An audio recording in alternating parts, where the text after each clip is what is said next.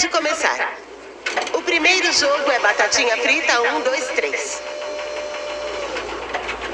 Os jogadores vão poder avançar durante o tempo em que a boneca estiver dizendo batatinha frita 1, 2, 3.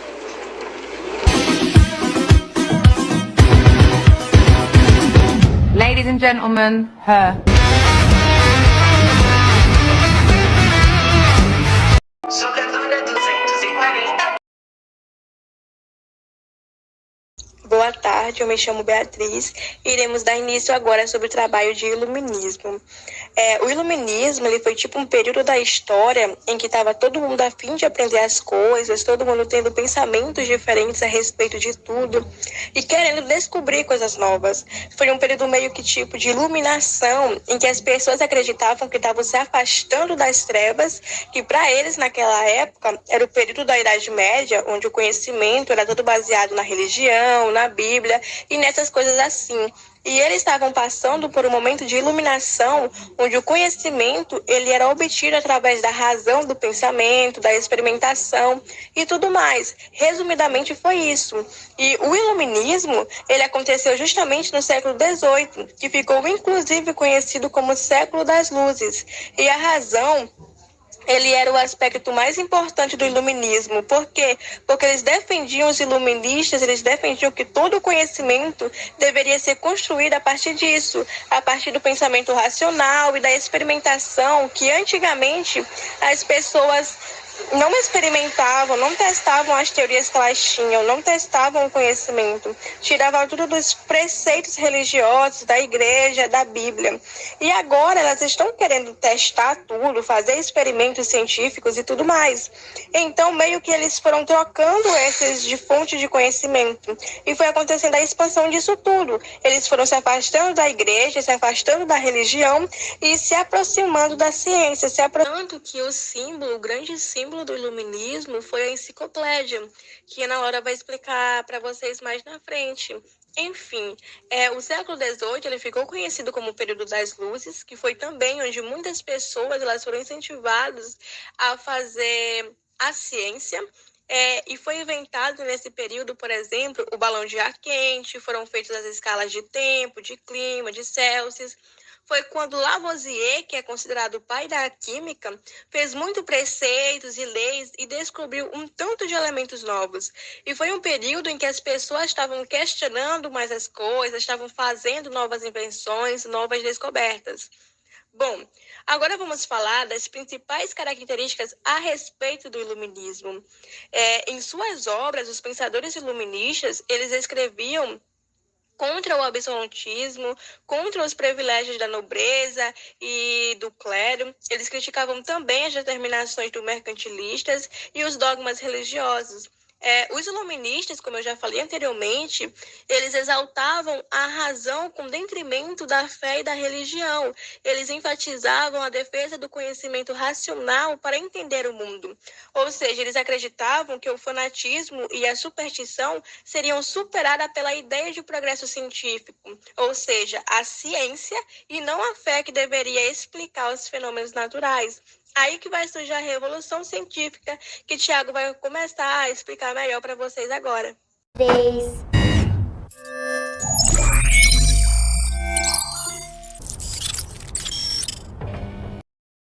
Jogadora 240. Citação. Batatinha frita, 1, 2, 3. Jogador 246. Eu me chamo Tiago e agora em relação ao assunto da Revolução Científica, na própria história da ciência se chama de Revolução Científica ao período que ele começou no século XVI e ocorreu até o século XVIII. Com isso, o Nascimento ele acabou trazendo como uma das suas principais características o humanismo. Com essa corrente de pensamentos e também de comportamentos, ele pregava a utilização de um senso crítico mais elevado, podemos dizer assim. E a outra que a gente pode classificar com uma maior atenção às necessidades humanas, que é ao contrário do que chamamos de teocentrismo na Idade Média, que ele pregava a atenção total dos assuntos divinos e, portanto, esse senso crítico era menor, ou seja, ele era menos elevado. Com esse menor senso crítico exigido pelo próprio humanismo, ele permitiu com que o homem observasse mais atentamente os fenômenos naturais, em vez que eles renegá-los à interpretação da Igreja Católica. Havia também muitas teorias revolucionárias que eles diferem a intensidade com que eles influenciaram o pensamento humano. Com isso, com elas, havia algumas representações profundas das modificações na forma do homem examinar a natureza. Eu posso dar um exemplo como introdução de um pensamento matemático na própria descrição do movimento da Terra. Os reformistas, eles pregavam de que uma forma de apreciar a existência de Deus era através da descoberta da ciência. E com esse motivo, eles foram incentivados a uma proporção ao desenvolvimento da Revolução Científica. Mas enfim, como todas as revoluções que aconteceram até hoje, elas ocorreram de uma forma, podemos dizer, isolada ou até mesmo por motivos próprios. Mas ela ocorreu pelas consequências principais de uma sociedade embutida em novas ideias. 3. Jogador 246, você passou. Atenção, jogadores, peguem uma lata cada um. Peguem uma lata cada um. Abram suas latas e vejam a forma dentro delas. O segundo jogo é colmeia de açúcar. O formato que escolheram é o formato que vocês devem destacar. Jogador 33. Eu me chamo Elise e agora eu vou falar um pouco sobre os pensadores iluministas. Os pensadores do movimento iluminista foram profundamente influenciados pelas ideias da Revolução Científica, caracterizando pela ação no poder da razão humana e pela valorização do pensamento. Esse movimento não foi coeso, como podemos imaginar a princípio. Principalmente convém destacarmos que o iluminismo não foi uma doutrina, mas um movimento plural que possibilitou aos filósofos da época diferentes linhas de pensamento. É bom lembrar que no século XVIII o termo filósofo era aplicado de maneira muito ampla, podendo se referir a um pensador teórico ou a um pesquisador de plantas e animais, por exemplo. Tanta variedade de pensadores abarcados em uma única denominação gerou diversidade de teorias e formas de conceber o mundo. Mesmo com uma multiplicidade de pontos de vista percebida nas obras desses filósofos, é possível falar em um movimento, tendo em vista que essas ideias foram expressas e organizadas compondo a maior obra do período, intitulada de Enciclopédia. O objetivo desses filósofos era iluminar a sociedade europeia, que se encontrava imersa nas crenças religiosas.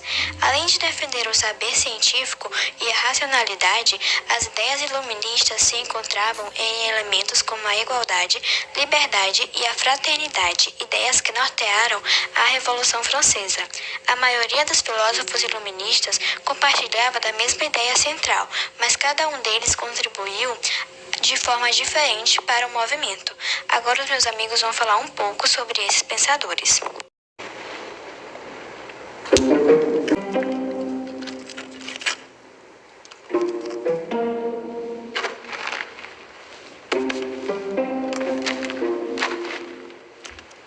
Jogadora 33, você passou.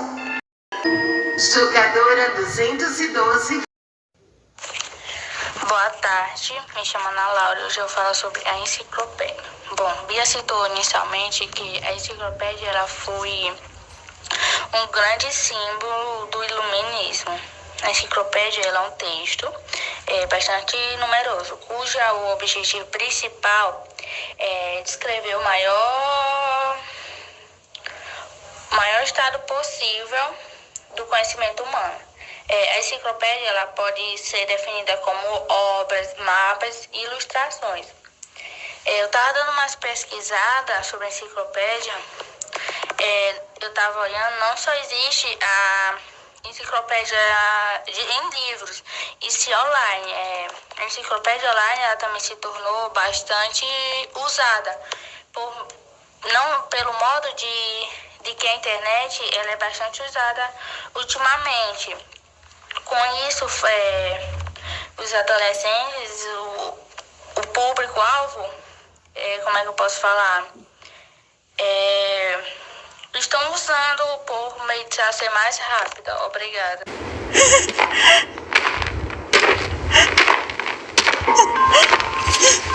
Ai, não! Me desculpa! Jogadora 212 eliminada. Jogadora 240. Agora vamos falar sobre Montesquieu. Montesquieu ele foi um pensador que viveu o contexto breve da Revolução Francesa no século XVIII e que também assistiu ao florescimento de ideias que compuseram o mundo moderno, que no caso é o que estamos falando agora, que é o Iluminismo.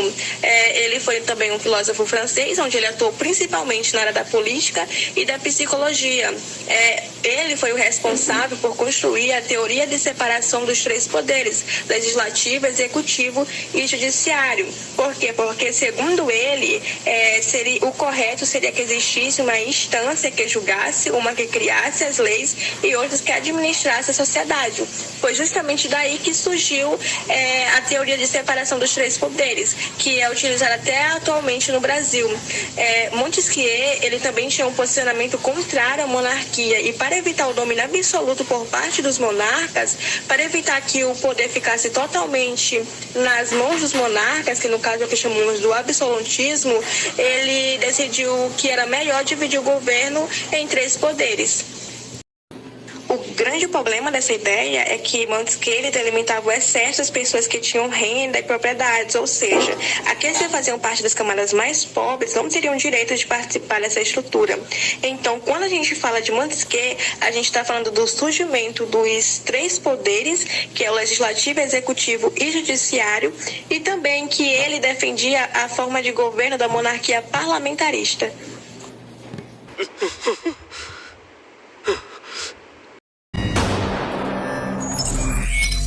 Jogadora 240 eliminada. Jogador 246. Fazendo um leve resumo sobre Rousseau, ou Jean-Jacques Rousseau, ele nasceu no ano de 1712, ele era cristão calvinista, defendia a existência de Deus e ele se opunha ao ateísmo. E também ele se opunha ao materialismo. Pelo seu contato com a música, ele acabou recebendo o convite para escrever para a enciclopédia. Ele seguiu escrevendo sobre a desigualdade dos homens e ele levantou as questões sobre as origens da diferença. Ele criou uma obra, na qual o nome era Do Contrato Social. Ele publicou no ano de 1762, na qual ele defendia que um contrato estabelecido entre o homem deve ser sempre promovido a liberdade e a autonomia de cada indivíduo, mesmo que esses indivíduos abram a mão da liberdade individual em prol da coletividade. E ele veio a falecer no ano de 1778. Foi sem querer. Jogador 246 eliminada. Jogadora 257. Eu vou falar sobre Voltaire. O real nome dele era François, mas ele tinha esse pseudônimo de Voltaire mesmo. Ele foi um escritor, entusiasta e filósofo iluminista francês. Ele acreditava que o ser humano deveria ser livre para expressar a sua vida, sem interferência de cunho religioso ou moral. Ele era contra o absolutismo e a favor da separação de igreja e Estado. Wollstonecraft. Ela foi uma filósofa, escritora e defensora dos direitos das mulheres. Ela defendia a igualdade entre os sexos. E ela criou um discurso feminista que era uma crítica ao iluminismo, que encarava as mulheres como inferiores aos homens. Ela fez parte do primeiro movimento feminista. E ela morreu em 1797.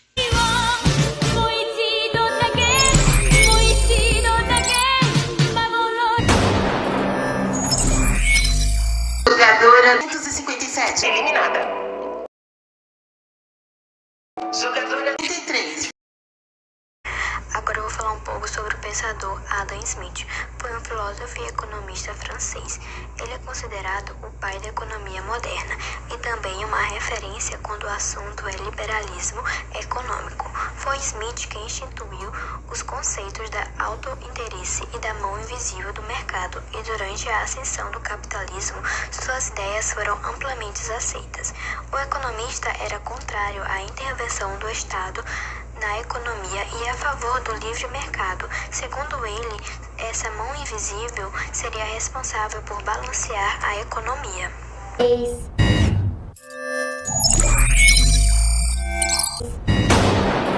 Jogadora eliminada.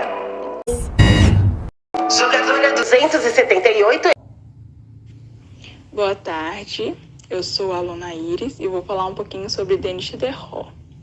Diderot, ele foi um filósofo, escritor e tradutor francês, um dos grandes pensadores do iluminismo francês e um dos principais idealizadores da enciclopédia. Ele foi um dos símbolos do iluminismo, foi ele quem preparou ideologicamente a Revolução Francesa. Ele, em parceria com o filósofo Alembert, se dedicou à produção da enciclopédia. Ele escreveu peças de teatros, contos, romances e ensaios filosóficos. Contudo, a organização da enciclopédia foi a sua obra mais importante. Entre elas, os iluministas não se destacou exatamente pela obra filosófica, mas rompeu com a teologia e com a filosofia tradicionais e se declarou ateu e materialista. A sua enciclopédia, naquela época, era destinada a apresentar um panorama dos conhecimentos humanos. Naquele século, ávido de novidades, ele tornou-se um símbolo do iluminismo e desempenhou um papel destacado na criação do clima ideológico desencadeador da Revolução Francesa. Em algumas de suas obras, Diderot ele expunha seu pensamento baseado no materialismo ateu, que frisava o quanto o homem dependia dos seus sentimentos. As ordens religiosas se opuseram e Diderot foi preso, passando 3 meses na prisão.